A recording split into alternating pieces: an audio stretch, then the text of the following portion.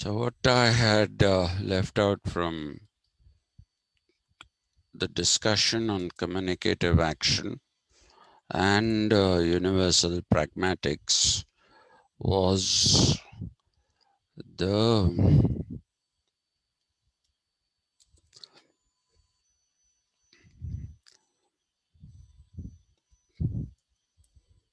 best speech situation, which is further divided into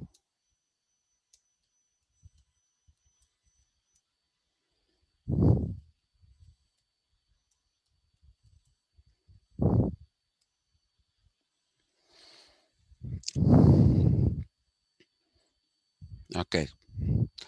So remember, when you're talking about hermeneutics, for a minute, let's go back to friend Dilthey.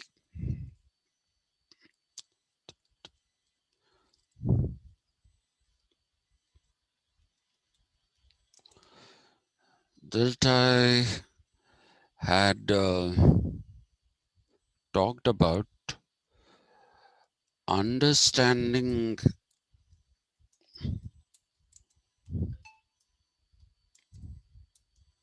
someone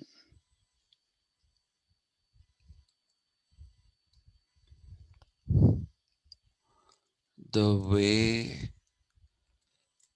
that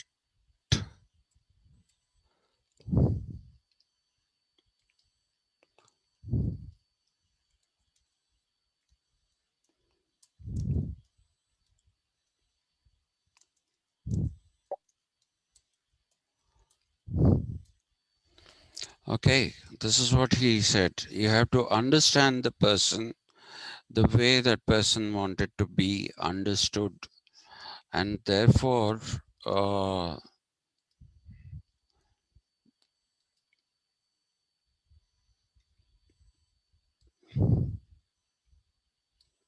he suggested verstehen,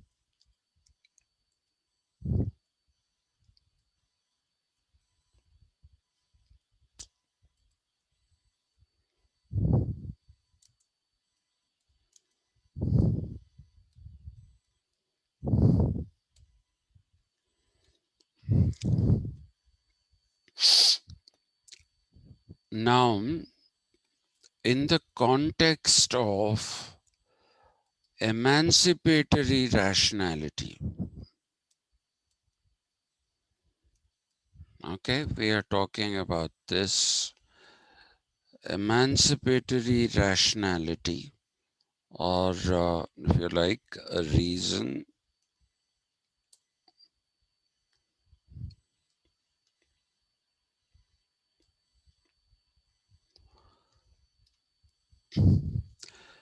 okay. What are we saying? People come out of that grip of instrumental reason, which is in a way interfering with people understanding the relations of production. Why? Because the forces of production, according to Marx, are the ones that are determining the relations of production. Now, the disagreement that Habermas has is that there is no relationship between forces of production and uh, relations of production. He said in the forces of production, you have rationality that is instrumental or technocratic, as some people call it, and what you should have uh, in the relations of production is emancipatory rationality. So what are the qualities of emancipatory rationality? The qualities would be humanity, Okay, he would also say empathy. And uh, love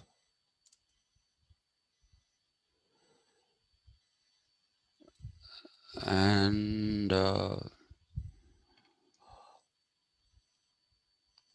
the ability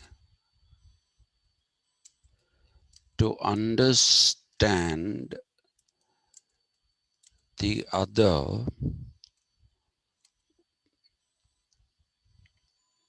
yeah, to understand the other without any prejudices. Let's stop this here.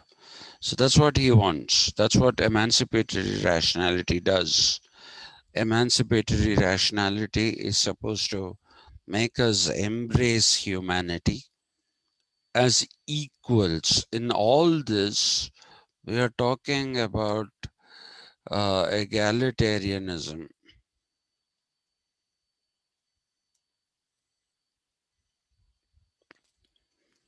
Okay, we are talking about this as egalitarianism or equalitarianism, where everybody is equal, right?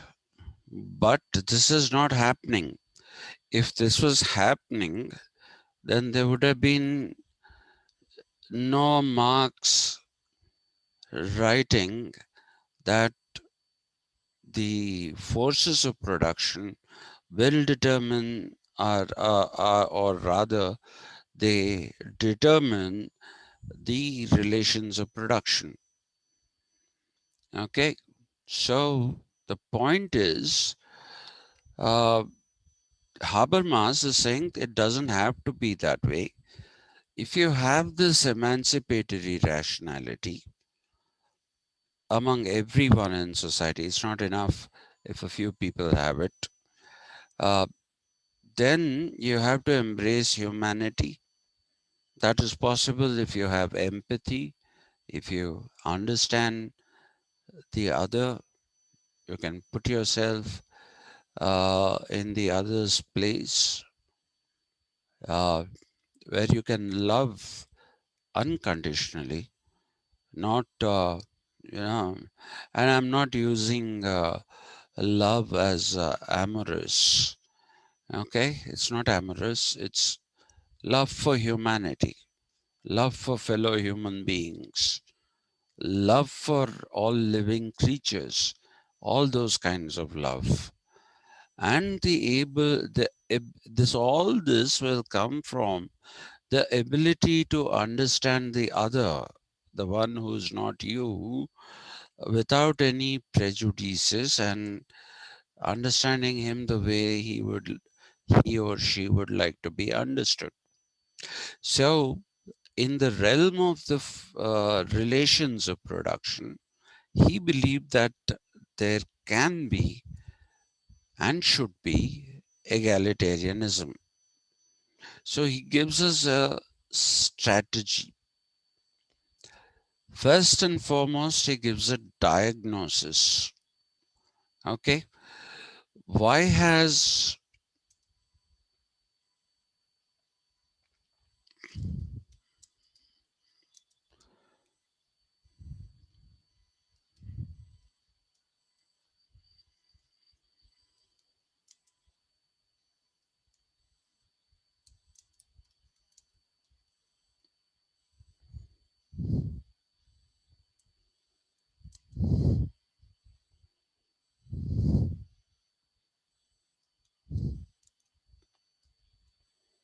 so this is the question. He says that is because in the everyday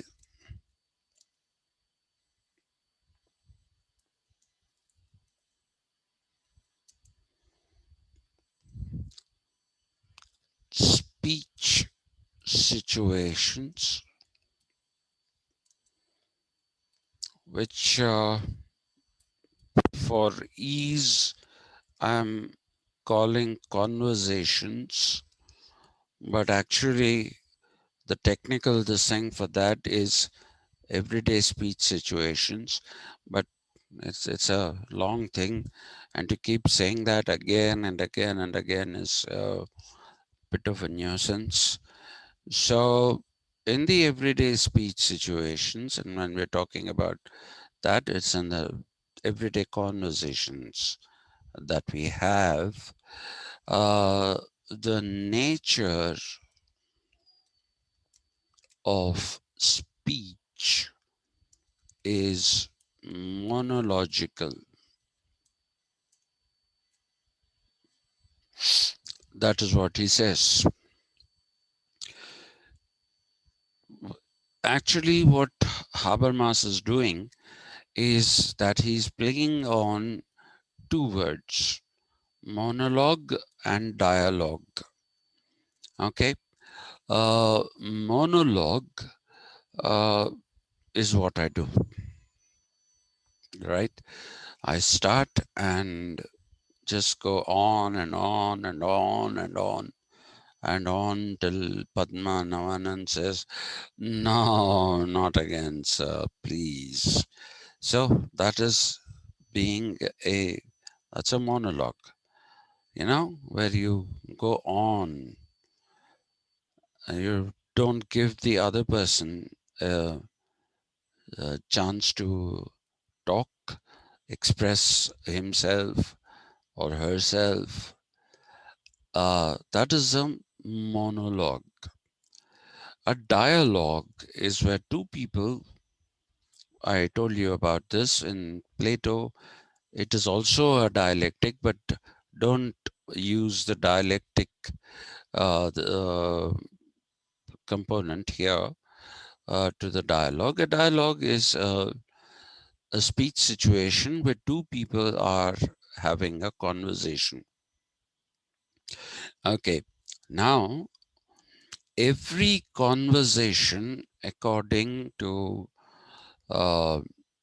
I'm using conversation, please remember, as this thing, as a surrogate expression to the everyday speech situation. Okay, so when I say conversation, what I mean is everyday speech situation.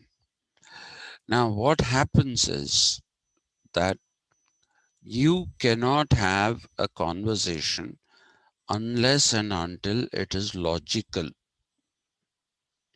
There has to be some logic to it, right? So a simple thing like, how are you?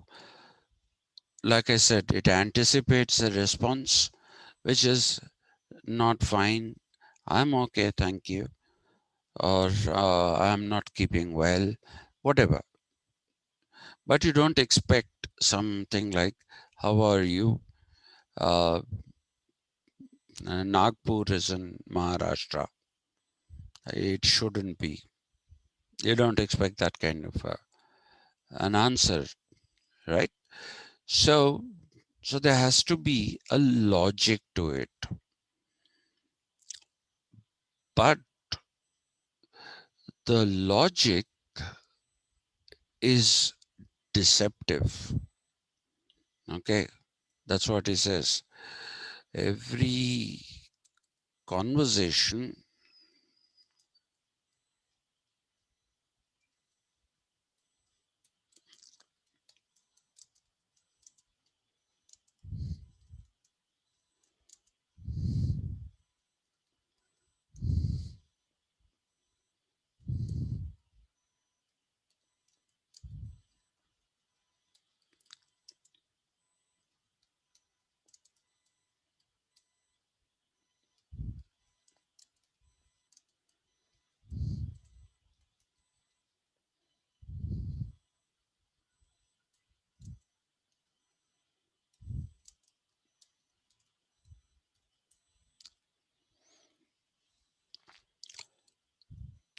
Why is it deceptive?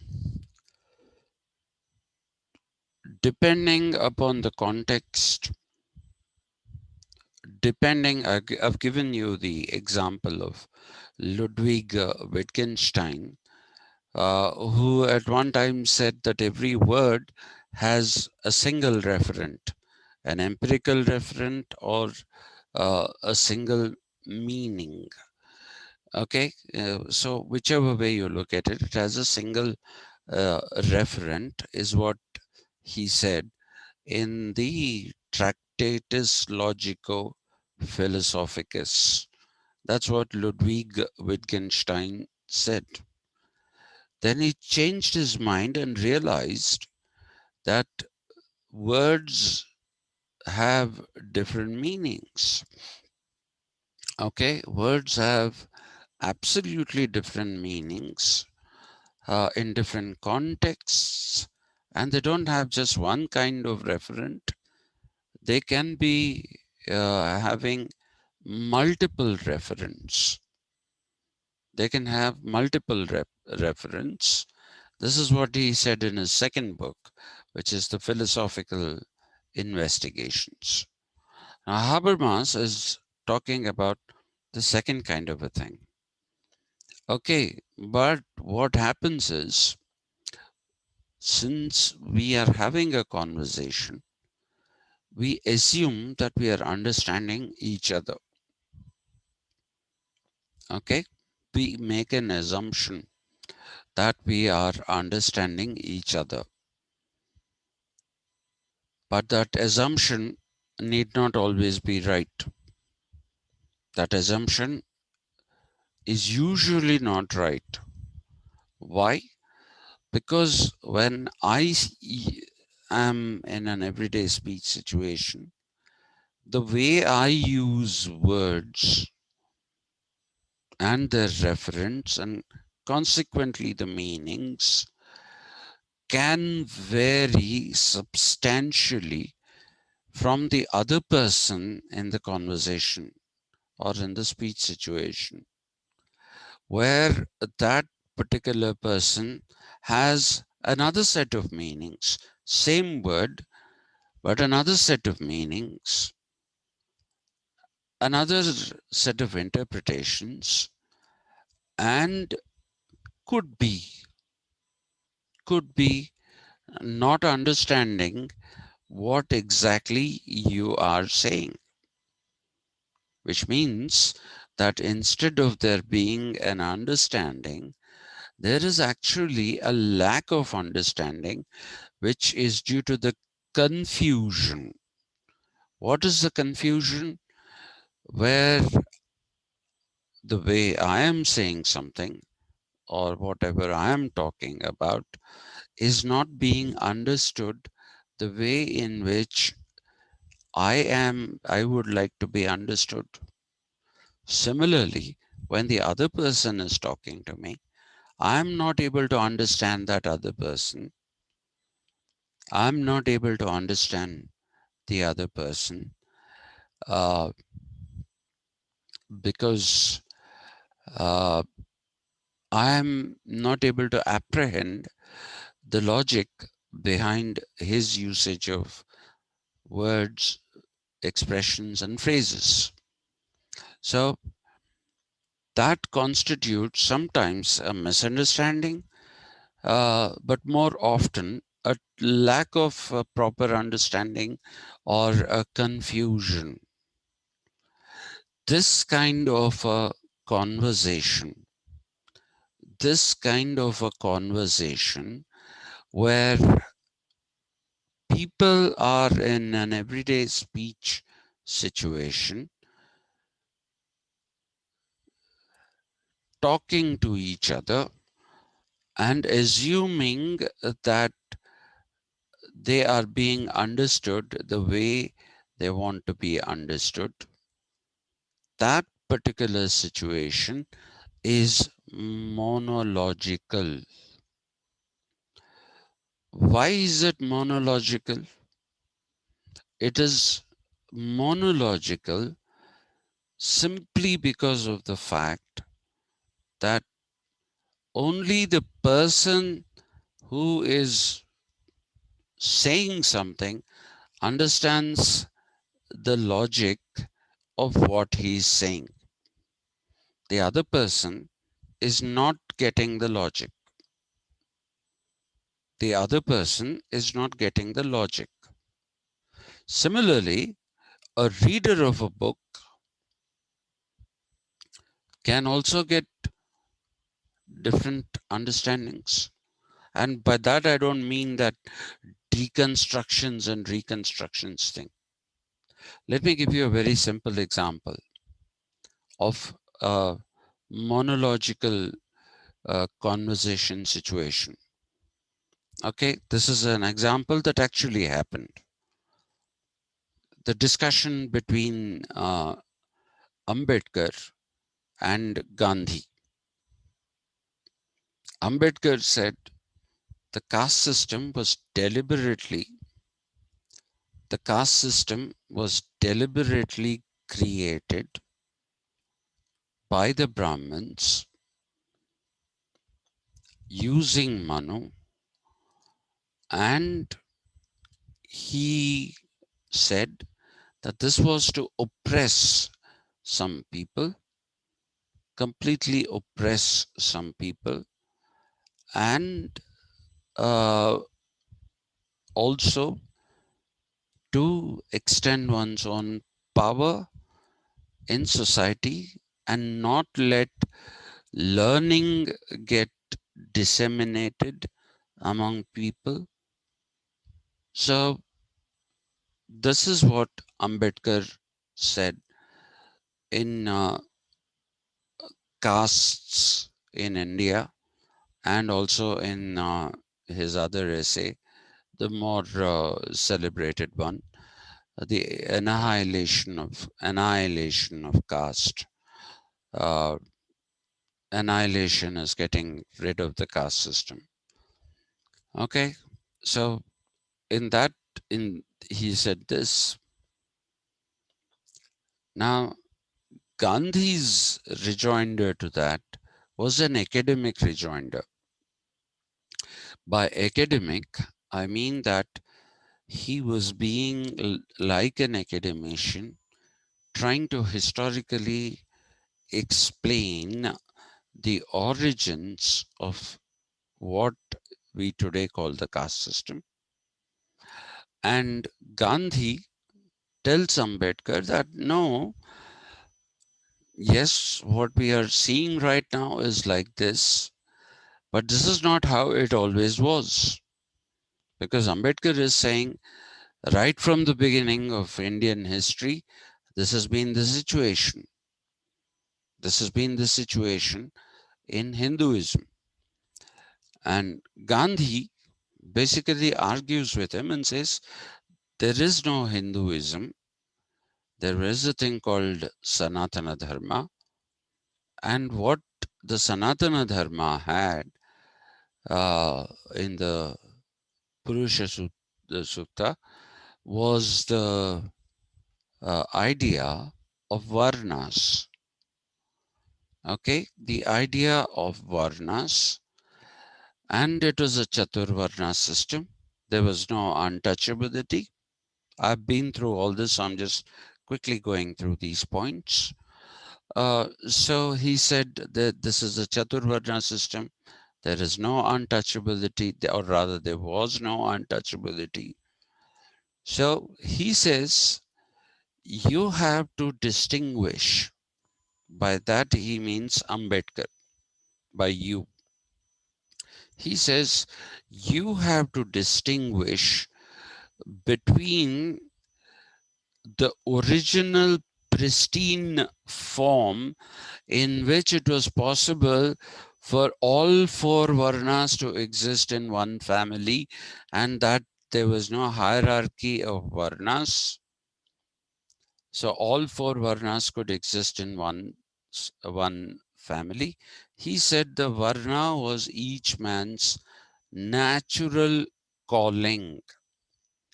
The only thing that he did not do is that he did not explain the astrology part. Okay, that the determination of one's varna is done through the natal chart or the horoscope. That he didn't say, right? But he said what we are seeing today is not Sanatana Dharma. It is not Sanatana Dharma. What we are seeing today is a perverse form of Sanatana Dharma. The name that he gave to that is Brahmanical religion. He said Sanatana Dharma is not a religion at all, but the Brahmins have given it a near religious identity, and they have also perpetrated the jati system. They have replaced the varna system with the jati system and also introduced untouchability, right? So I have quoted once and I'm going to quote him again. He said, this is from his My Experiments with Truth.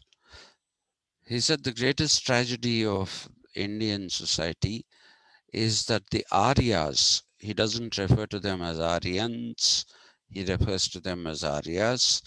The Aryas have taken the people who perform the most important, the most important and productive duties of society and rendered them as Anaryas and untouchables. That is what he said. Okay. And that is exactly what he told Ambedkar, not in these words. This is something I've quoted from his autobiography or My Experiments with Truth. He said this to Ambedkar. He said, this is a perversion of Sanatana Dharma that is crept in somewhere. So you can't possibly say that the Varna system, you can't possibly club the Varna system and the Jati system together. You cannot do that. By doing so, you are not being fair to history. You're not being fair to history. You're not being fair to a civilization. That is what he says. So his argument was academic. His real argument in life was Shudraization of society. The way in which uh, he differed from Rabindranath Tagore about social reform was that Tagore wanted to make everybody Brahmanical. Okay, he wanted to make everybody Brahmanical. That he thought is going to be social reform. But Gandhi thought otherwise. Gandhi said, what does a Brahmin do? Does he produce anything? He doesn't produce anything. He may be knowledgeable. And he also tells Ambedkar that his knowledge is not something that you and I require. That knowledge you don't require. What he's doing is performing rituals. And the performance of those rituals is in no way contributing to the generation of social wealth, productivity in society. It's not doing any of those things. So he said, let's go and change society, let us Shudraize it. And so he said, the Shudras are the only caste who work with their hands. And he saw the untouchables as a subset of the Shudras. He didn't leave them out. He saw them as a subset of the Shudras. And he said, these people are the ones who should be emulated by everyone in society. So his idea of social reform was Shudraization, which included the work done by the untouchables, right? Now, Ambedkar wrote back to Gandhi. He said, okay, I probably not very respectfully, you're a Mahatma, you understand all these things. But what about the common people?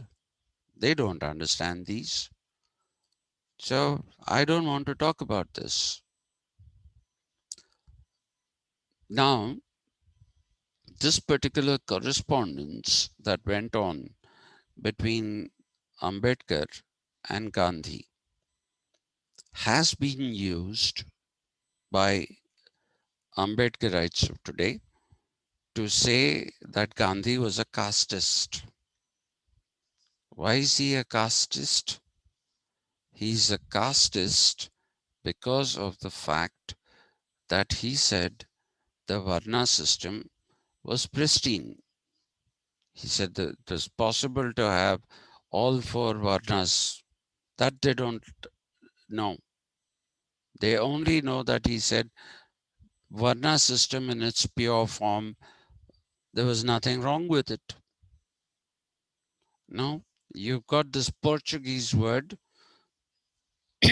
sorry, which you use on Gandhi, and you say that he's a casteist. That is the reason why people say casteist. Up north, you go, people still believe in Gandhi, and the scheduled caste still call themselves Harijans, the name given by Gandhi. Up north, they do. But Maharashtra, Telangana, Andhra Pradesh, it's all Dalit. No Harijan. Harijan is an insult. Harijan is an insult, is how they have interpreted it. So this is typically a monological thing. A speech situation need not just be a speech. It can also be a written communication. Even that is called a speech situation. Remember what I told you. Derrida considers writing as a subtype of speech. So in this speech situation, Gandhi has not been understood for what he was trying to say. He was trying to say that we have a glorious civilization, we have a glorious past. Don't condemn it without understanding it fully. Don't condemn it without understanding it fully. Okay, and he said, I understand the pain which makes you say these things because you have been through that untouchability. But don't let that pain overshadow you and uh, give you a warped idea of what actually happened in ancient India. So, if on the basis of this, Gandhi is today being called a casteist here,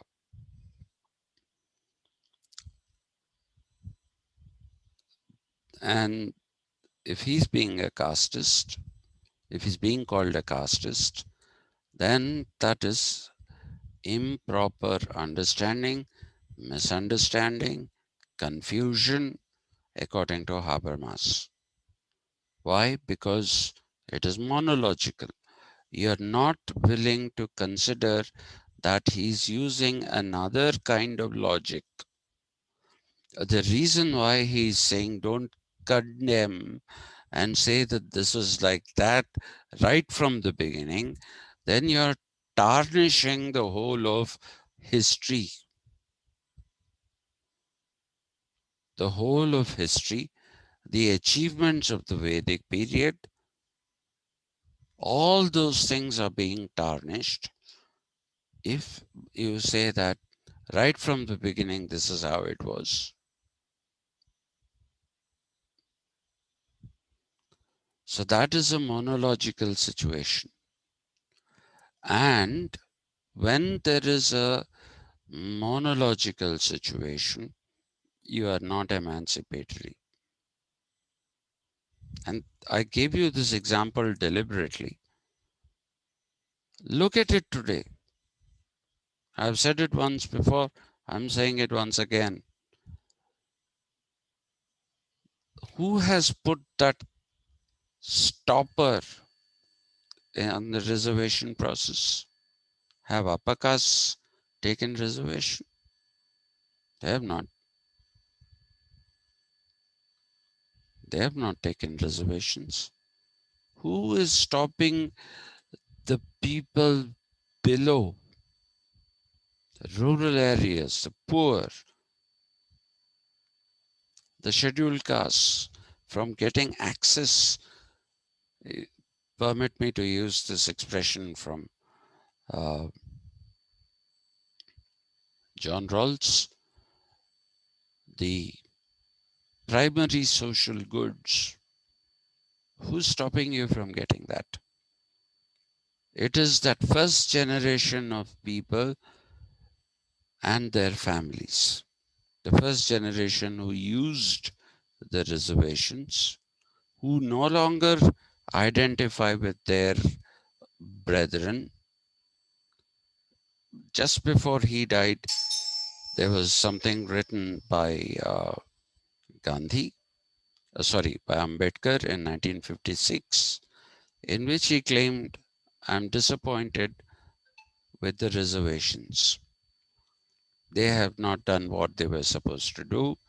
People who have availed of them are not giving a hand to the others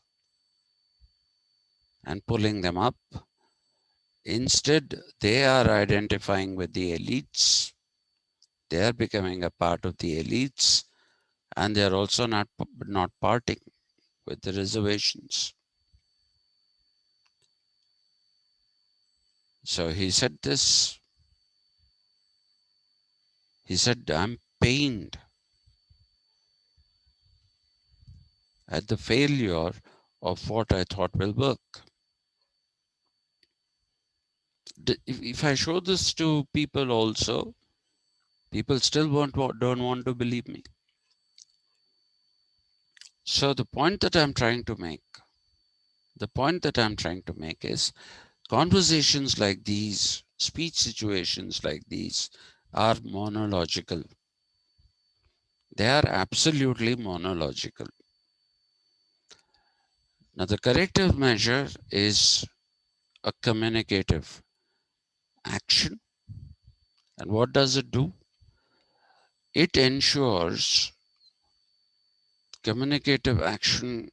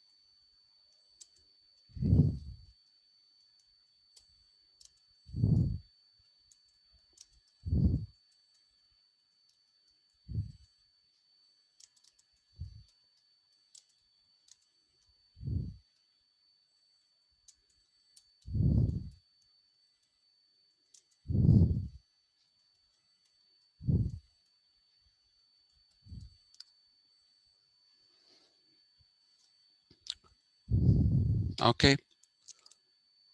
So what he's saying is communicative action is that which ensures that both the parties in a speech situation are able to understand the logic behind what the other is saying, not just the words. If you concentrate only on the words, then you are compromising the logic, as you have seen in a monological system of conversations, right? So a dialogical speech situation is where the logic behind the words as being used by both of the communicating parties is correctly being understood. Now comes the big question. The big question is, okay, so all right, this is great. But how do we know if we are in a dialogical speech situation or are we still in a monological speech situation? If for so many years we have continued to live in monological speech situations, if we have continued to live in monological speech situations, now how is this sudden transformation going to happen? So he suggests a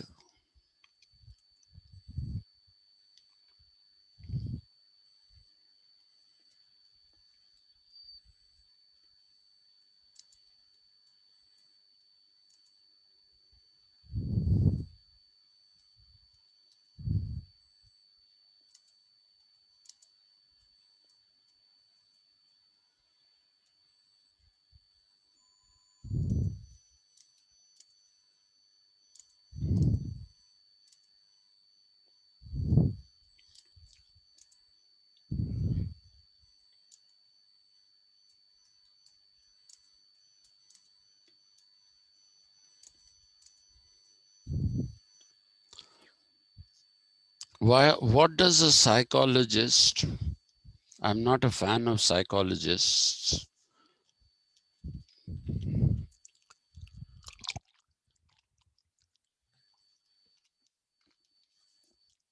I'm not a fan of psychiatrists either. They bombard you with medicine.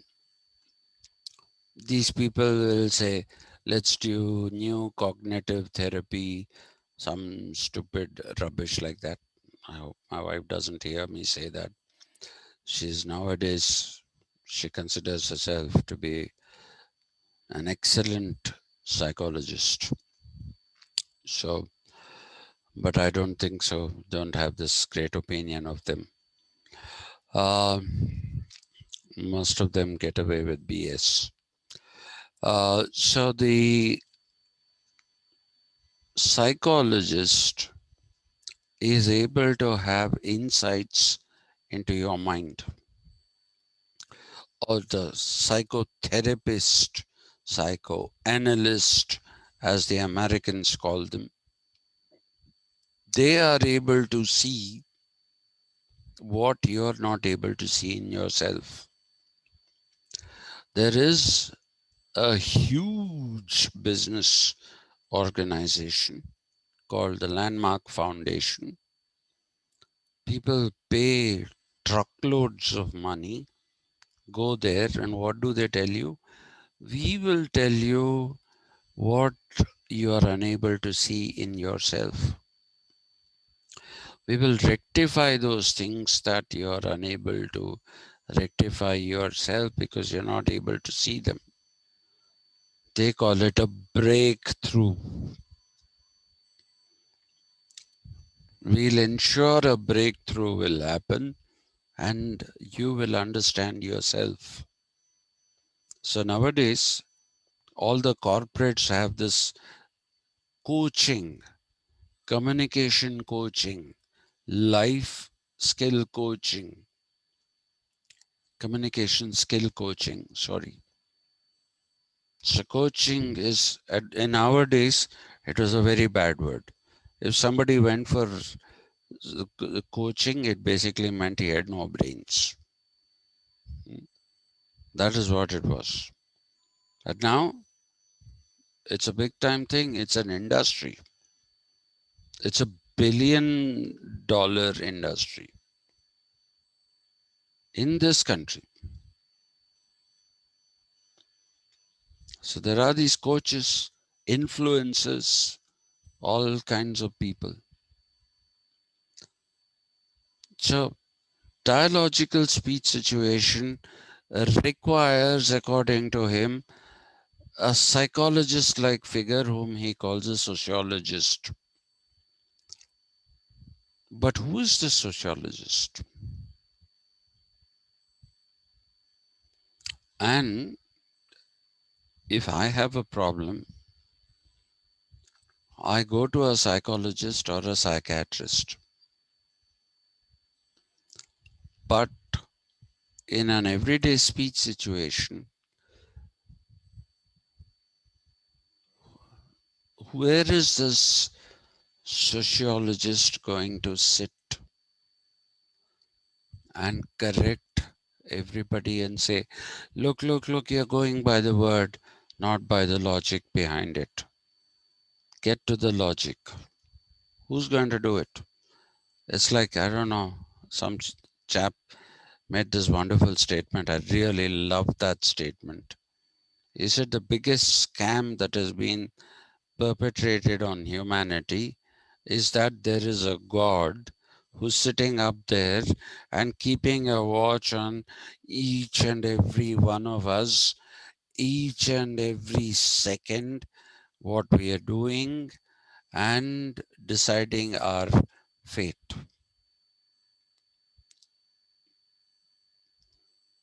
It's like that, isn't it? Somebody is sitting and watching over society. Who's this somebody? If you read the communicative action, those 2 volumes that I've talked about,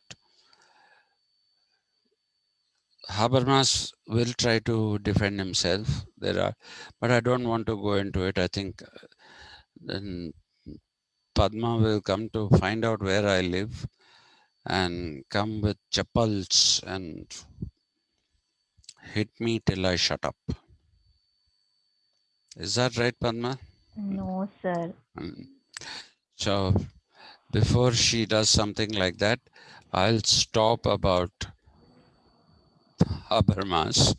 But a dialogical speech situation is where both parties are apprehending the logic behind the words that are being used.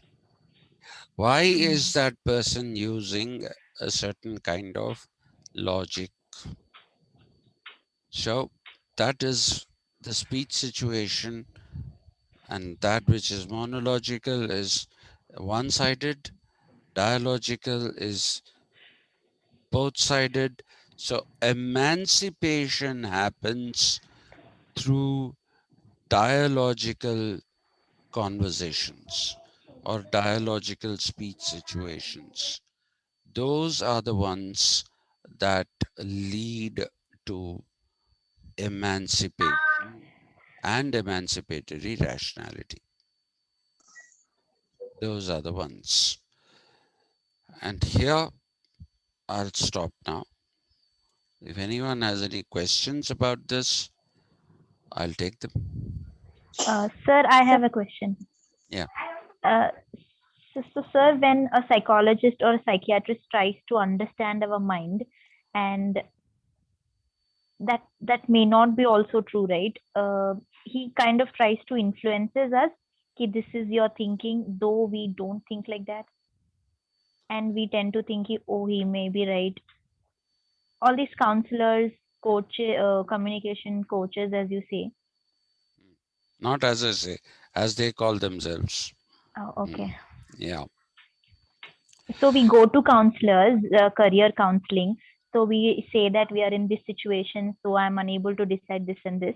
And so they give their point of view, and we think that, oh, that's correct. So is isn't that deceptive? Maybe we start thinking again from their point of view, leaving our thinking. If it is not done properly, what you're saying is Mm. absolutely true. Mm. I have seen a number of, that's why I said I'm not a fan of the psychologists. I've seen a number of uh, counselors, especially career guidance counselors, who are doing this. What is that test? It's called a TAT test or something, some thematic aptitude test or some Yes, sir. rubbish. You have to take that test, and after taking that test, the scores that you get in different areas that you have been tested are supposed to indicate where your abilities are.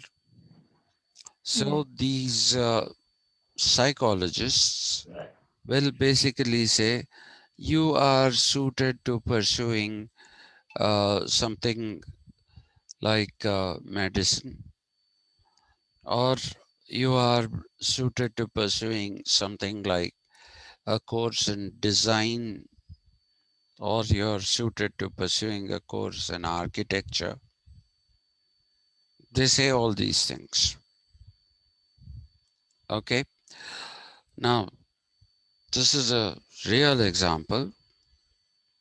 My niece, actually my wife's niece, but I call them my niece, call them my nieces. There are two of them.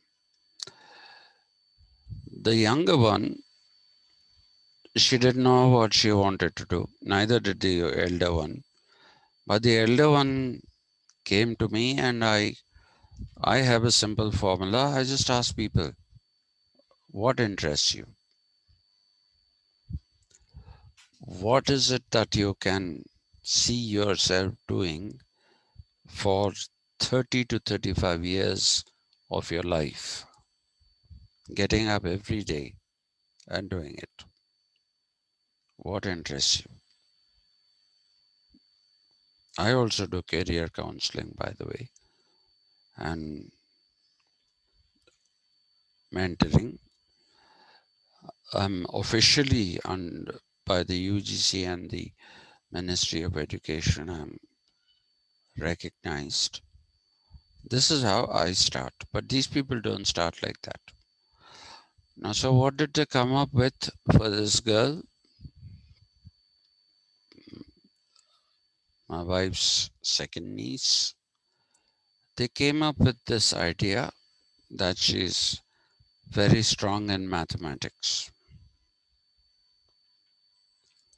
When I think the highest, sorry, the highest score that she ever got, highest marks that she ever got in maths in her whole life till her 10th class was about 40 or 45 out of 100.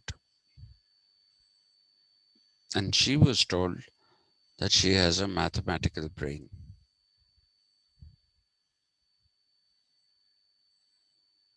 So those are not deceptive, they are complete. I said I use BS.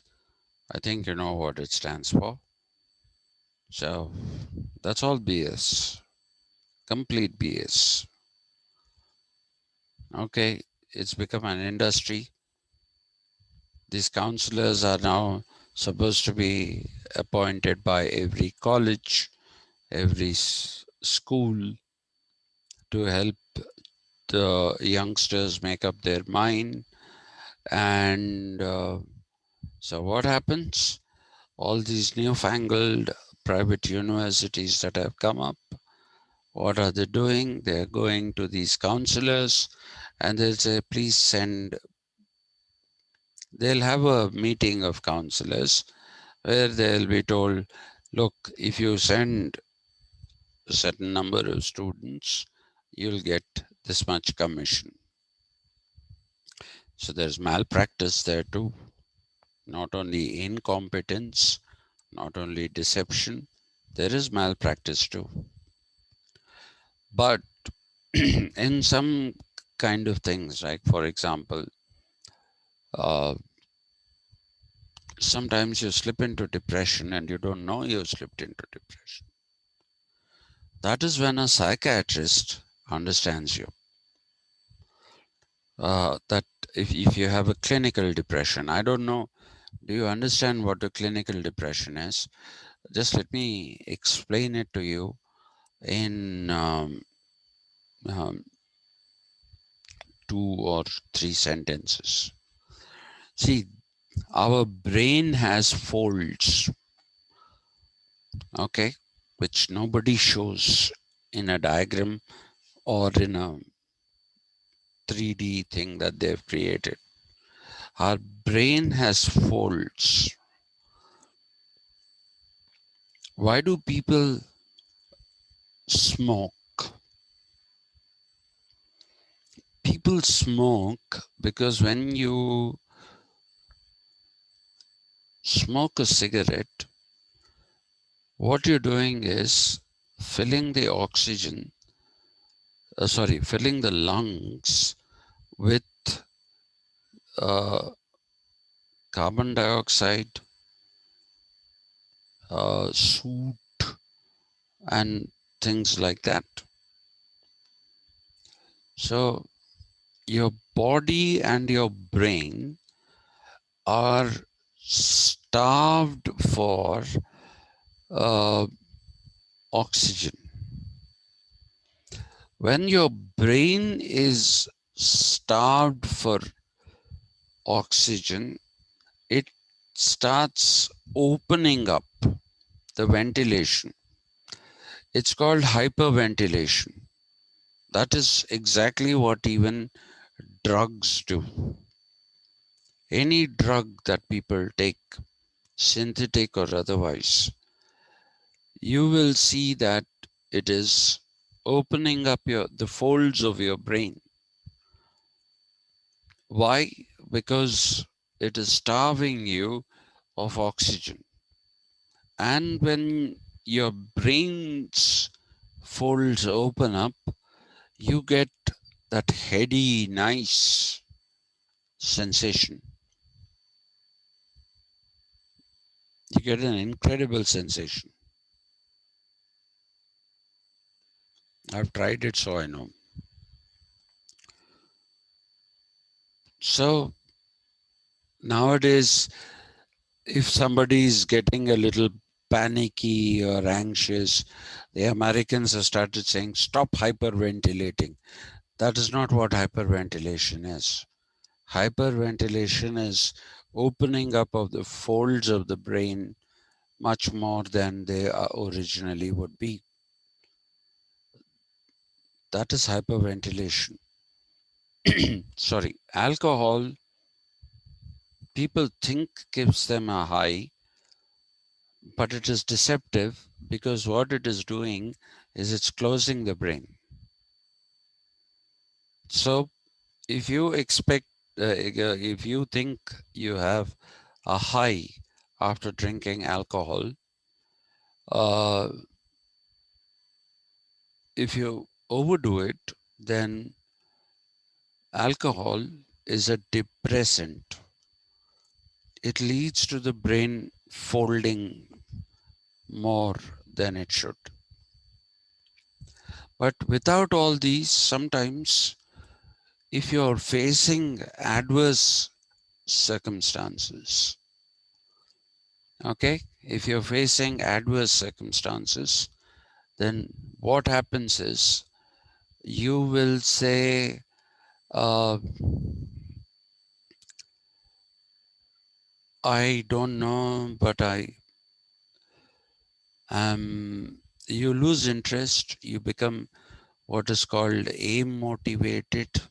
You don't feel like getting up in the morning and doing things, you experience uh, tiredness after sleeping through the night. After sleeping through the night, you experience tiredness. Why? Because these are all symptoms of you having slipped into depression. So you have no energy, you don't feel like getting up and going and brushing your teeth. And very often people don't know this is happening to them. Why? Because if you're under very high pressure all the time, the brain can't take it. So the automatic setting of the brain is to fold up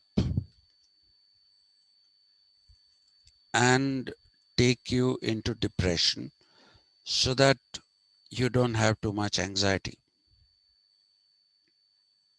You don't have anxiety at all. If you go into what is called deep melancholic depression,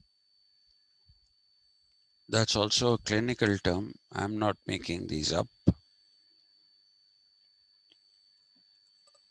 Those things actually contribute to depression, and quite a few people don't know that. Very often, people have anxiety and don't realize that they are suffering from anxiety. They get palpitations of the heart. Okay, and if you go to a doctor, the first thing a doctor will do is go to a cardiologist. A cardiologist will say, you're having palpitations. Let's do the battery of tests. But perhaps you should go to a psychiatrist to see if you have anxiety. Because sometimes people don't know that they have anxiety. People don't know that they have depression. Most people don't. Very, very few people know that they actually have anxiety, neurosis, or depressive psychosis. Very few people know that they are having this. So people just slip into depression.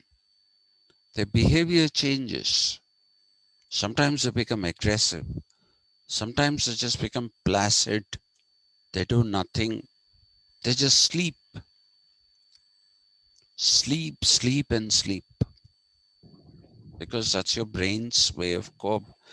This is something that a psychiatrist can see. Yes, ma'am. So this differs from person to person, right? Yes, it does. So there are no common symptoms as such. There are some. Okay. There are some common symptoms, but I'm not going to tell them to you because you'll start thinking, I have this, I have that. Because brain is one of the organs that is very, very good at self-suggestions. Yes, sir. So true. Yeah, let me tell you what happened once to me. My father, one night, he said, I don't know, I'm not feeling very comfortable. Uh, so I said, okay, I'll take you to Dr. Menon, and he'll clear your doubts and we can come home. So we went, and Dr. Menon did an ECG, and he found arrhythmia, ventricular arrhythmia, occasional ectopics, as they were called, as they are called. He had those. So he said, you know, take him to NIMS because they have the best cardiology team. In those days, they did. Mhm. Uh, and so I took him to NIMS, and Actually, what had happened to my father, they kept him there in the ICU in the night, and I sat there and I saw two people go, and I developed phobic anxiety, illness phobia, because I couldn't take the hospital. I can't take hospitals. I have that illness phobia and phobic anxiety. Okay, so I didn't know that I had this, but apparently I did. I somehow bravely for 1 week, mercifully they shifted him out of the ICU the very next morning. Um, they did all kinds of tests, and I used to sit there. When will the report come? When will the report come? Will it be normal? Will it have some problem? Will they have to do the what will they do? You know, so this anxiety, even after he came home, I was having it and I didn't realize that I was having it. And I started having blackouts. Blank, not a blackout, a blank out.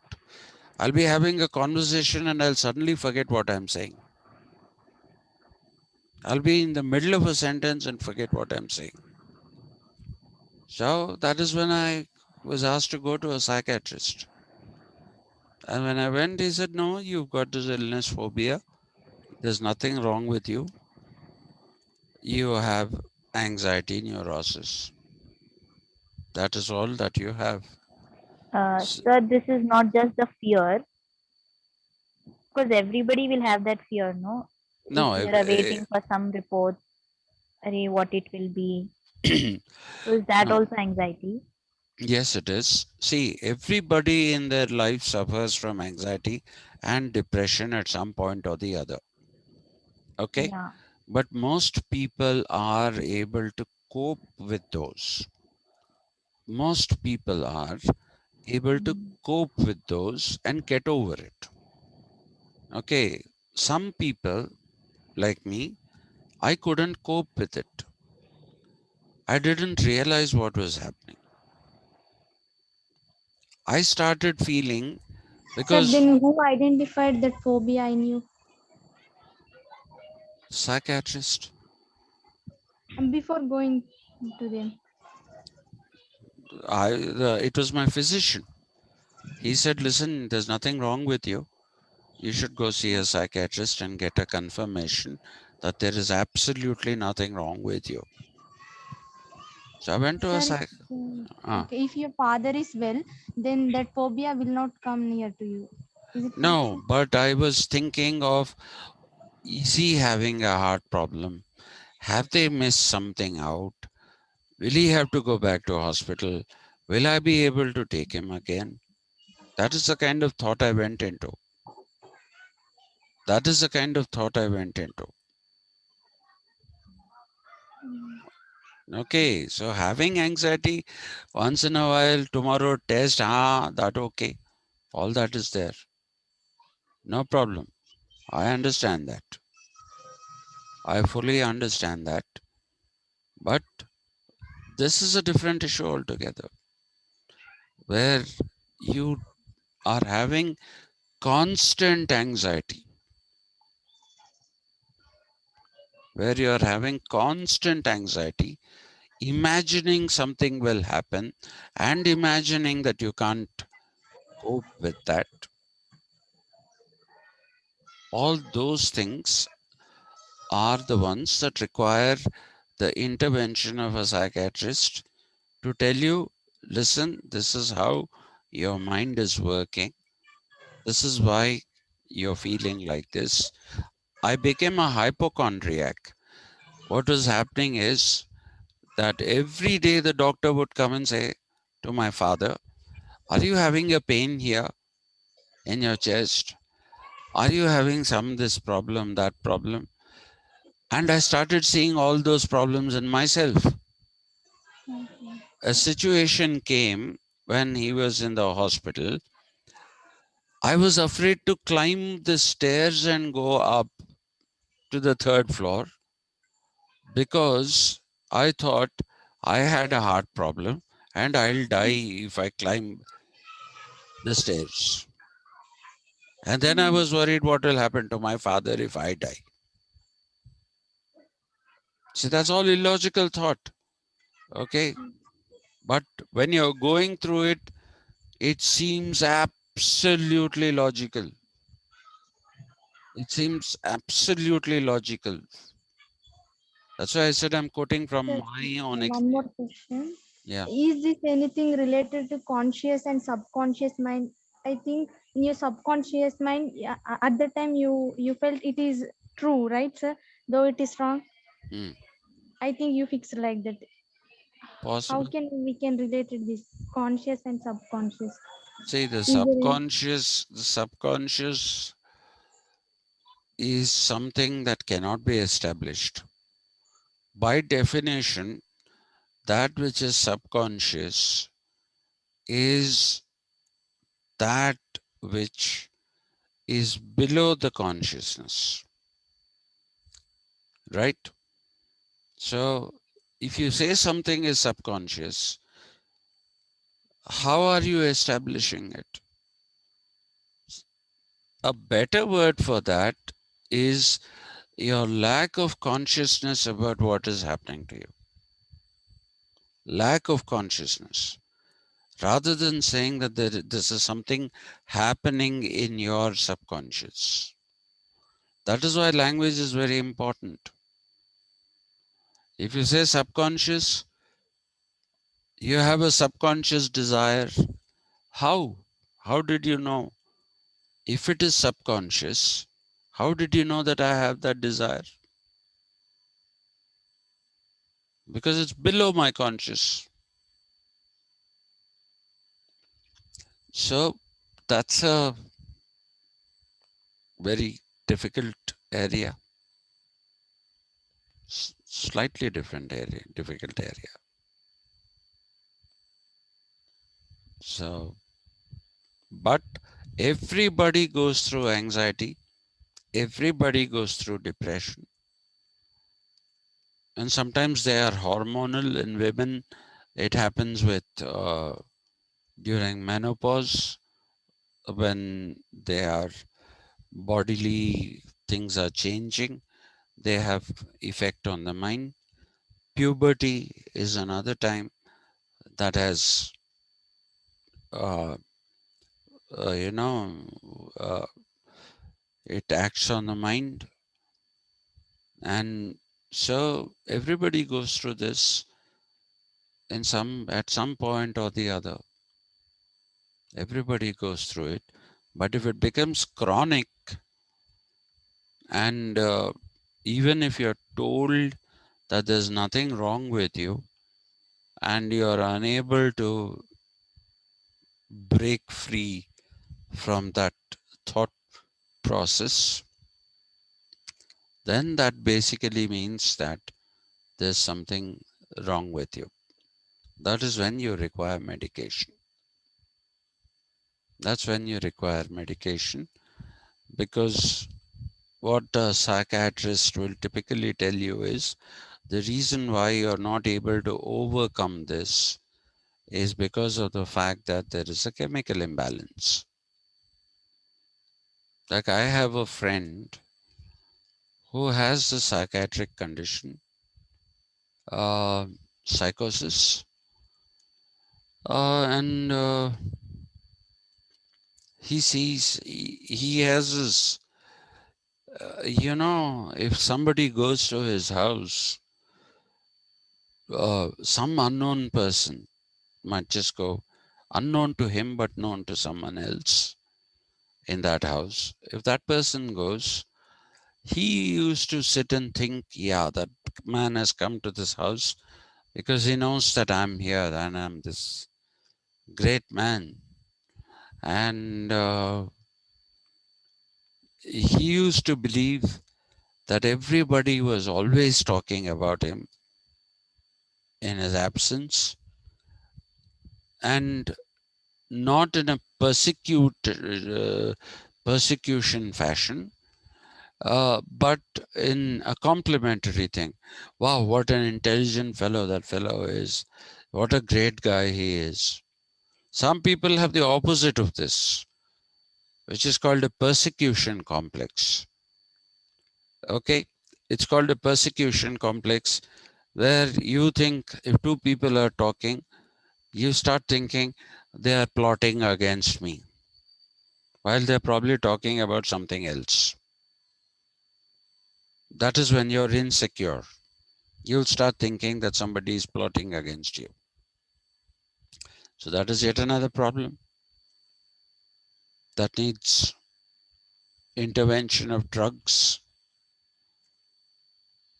because otherwise you start believing that and you'll be surprised to know that some people, especially two-wheeler riders, okay, two-wheeler riders, if they are riding home late in the night and sorry, the streets are dark, dark as in there aren't too many people, they believe that somebody's following them. So what they do is they try to take different routes. Instead of going home straight, they try to change their route, because the person who's following, there's no person following. If you stop and look behind you, there's nobody. It still doesn't occur to them that you can stop, look behind you, there's nobody, okay, go home. So they'll take a circuitous route. They'll do something. So the human mind is one of the biggest mysteries. It's a huge mystery. But I promise you, I'm done with Habermas. Yes, sir. Thank you for that. Sorry, but I had to tell you this. Without talking about dialogical speech situation and monological, I can't talk about universal pragmatics and communicative action. Yes, sir. Understood its importance. Yeah, Yeah. I'm sorry about that. I went into a bit of psychology today. Yes, sir. Good things to know. Good information. Yeah. Has anyone read Three Men in a Boat? A book called Three Men in a Boat by Jerome K. Jerome. No, sir. You should read it. Okay, I read it when I was having this anxiety thing.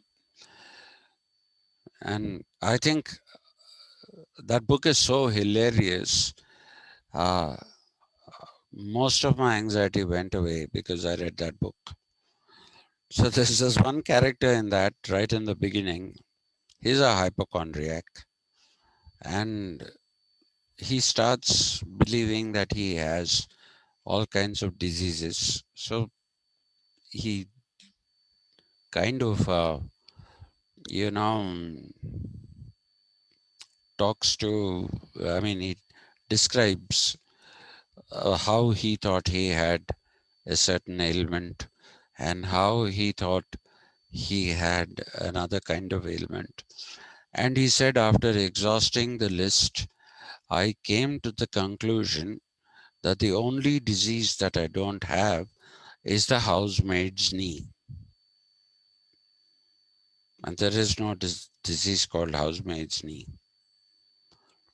So, Jerome K. Jerome, Three Men in a Boat, it's a hilarious book. Serious theme presented hilariously, and somebody has knocked it off. I have to buy it again. I have to buy it again and not finding it. By the way, just for the heck of it, huh? Give me 1 minute.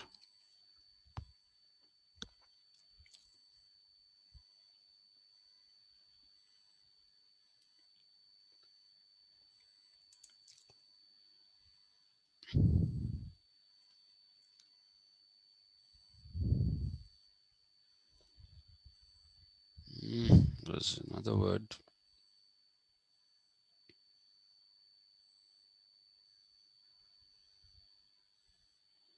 Okay, we'll stop with this. Do you know what these are? Characters in this novel, I hope. No, no, no. Titles, sir. Pronounce. Sorry? Actually, there is no name called Jerome. Jerome is the old spelling for Jeremy, which is nowadays written as Jeremy, Jeremy. Jerome became a separate, immediately once the Christians changed the spelling, then the Jews took over this name, and instead of calling it Jeremy, they use it as Jerome. So that's one of the interesting things. Spelling changes. Pronounce the second word. Somebody say it out aloud. Gaul. Gaul. Gaul. Any other? Now, sir, you will say that's not the correct pronunciation. Well, that is the original spelling of jail. Oh, Jail, jail is the original spelling of jail. Right? Similarly,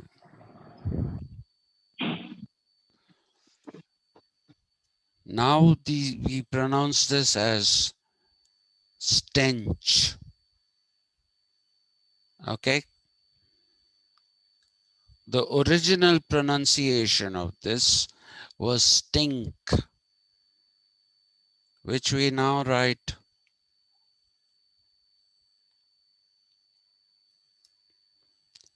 stink. They both mean the same. Stench and stink, because that was not stench, it was stink. So it means the same thing. And if you look at names, one name which is the original spelling is this. Oh, sorry. Jeffrey. Now people also write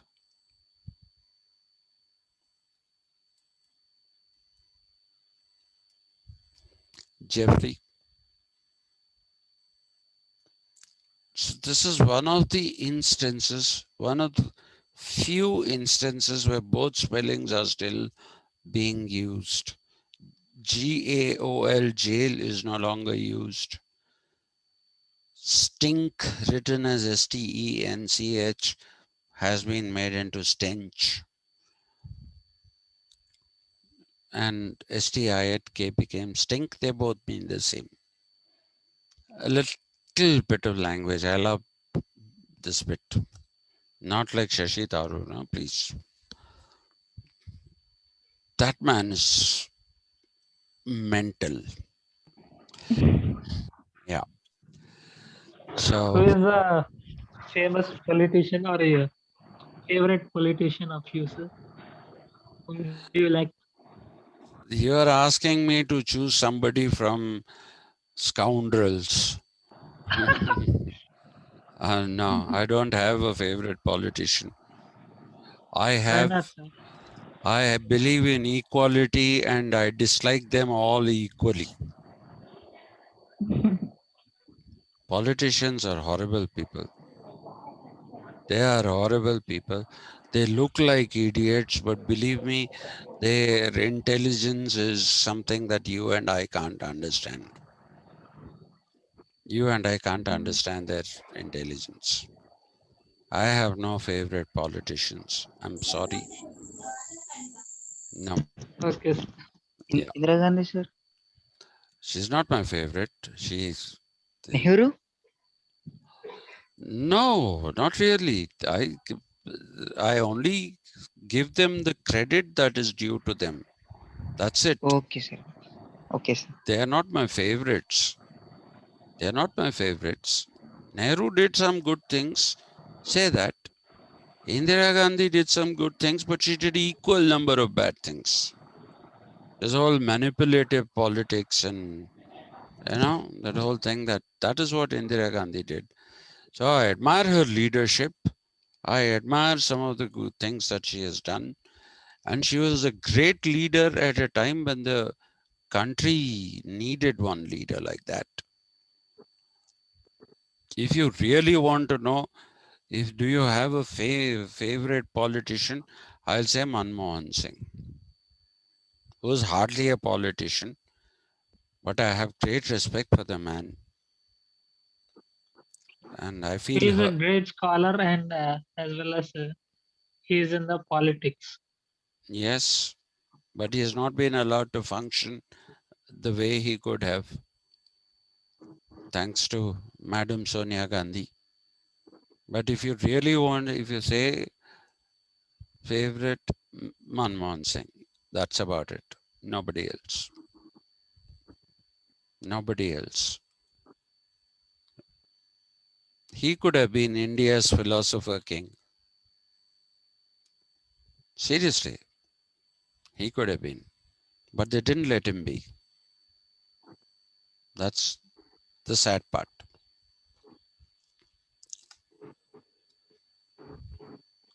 Okay. Any other?